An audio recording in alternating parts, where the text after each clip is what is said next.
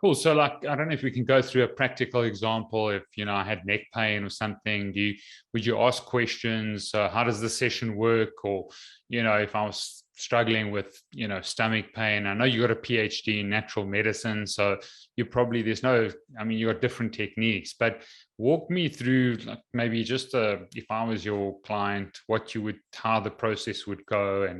And so how would we address these emotions? Absolutely. First thing that I would do is I would look at what is the specific emotion that's affecting you. And so if it was like, as you mentioned, if it's some neck pain, maybe there's a feeling of feeling like somebody is a pain in the neck. If you've ever heard that phrase before, where maybe somebody's always trying to get at you, or maybe you're feeling overwhelmed, or maybe there's fear moving forward. It really depends, because it depends on which way you're feeling the stress. Sometimes it'll be something stress over the future that can cause neck pain. And so, or it can be somebody who's feeling very annoying to you. That could also, or constantly nagging at you, that can cause. So there's different feelings that come up with the neck.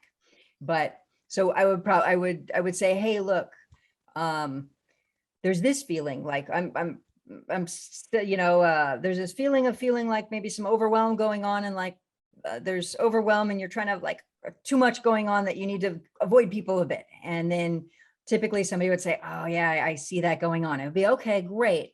How do we transform this? And that's the goal, is to really transform everything into a gift. So okay, so how can we change this? And the first thing that I always want people to do is, even when we identify the negative, is to bring in the positive. And so that's what I'd encourage for everybody to do, is have a positive vision of your life anyways. And so, looking at the positive and saying, okay, well, what would you like that to look like instead? Like seeing everything going smoothly and feeling like, yes, people are connecting to you, but it's in a harmonious way. And so it depends on the situation, but I always like to have people put in a new positive of what they want, because so often people are like, okay, well, I don't want this, and I don't want this, and I don't want this. And what we need to remember is that our thoughts do help create our lives. And so ultimately, as soon as we identify what's not right, we want to start moving towards what is, so we can start moving in that direction. Because so often people are, I don't want this, and I don't want this, and I don't want this. And what happens is that people then start to feel very stuck in life, because they've identified them and become passionate about everything that they don't want, but not a direction to move. Does that make sense? Okay. So you're basically assessing the emotions. You're trying to find the emotion that possibly could be manifesting into the physical, manifestation. So whether it's anxiety or fear, or maybe frustration or irritability, or you're assessing the emotion. Then you're walking the person through replacing that emotion with maybe possibly gratitude or love or peace or patience. Or is that what you're trying to do? Trying to replace it or acknowledge it or accept it? Typically what I want to do is I want to move somebody into a new reality. And what I mean by that is this, is that all too often, and I had tried to do this during my injury, was just bringing gratitude and bringing gratitude. And I would like, thank you for my healing, and gratitude. And it didn't work. And what we need to do is we want to make it life-changing.